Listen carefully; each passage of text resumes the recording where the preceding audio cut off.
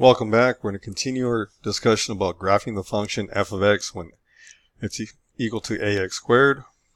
Our essential question is, what are some of the characteristics of the graph of a quadratic function of the form f of x equals ax squared? Remember or recall that f of x is in place of y. This means the function of x.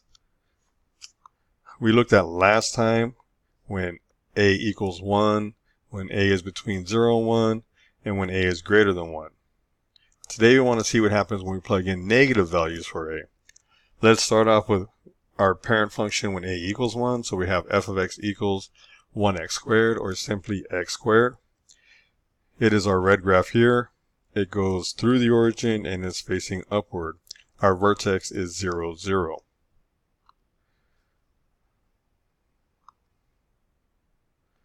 When we plug in negative 1 for a,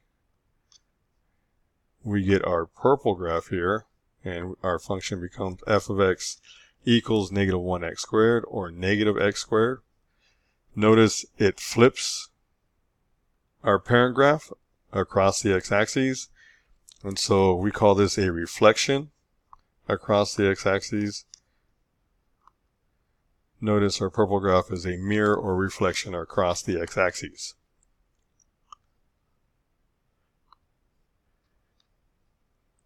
When negative 1 is less than a,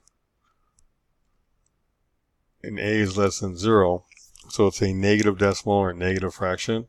So let's look at f of x equals, there's a negative sign right here, negative 0.5x squared. It's still flipped across the x-axis, it's still a reflection, but now it's wider. Similarly, what happened when we plugged in a decimal or a fraction in the positives, it got wider as well. It's going to be wider. Now it's just flipped or reflected across the x-axis. It's a reflection across the x-axis. It's wider, and we call this a vertical shrink.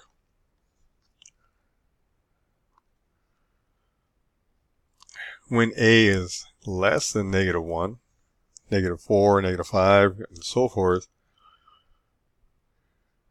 such as f of x equals negative 7x squared, it's still flipped across or reflected across the x-axis.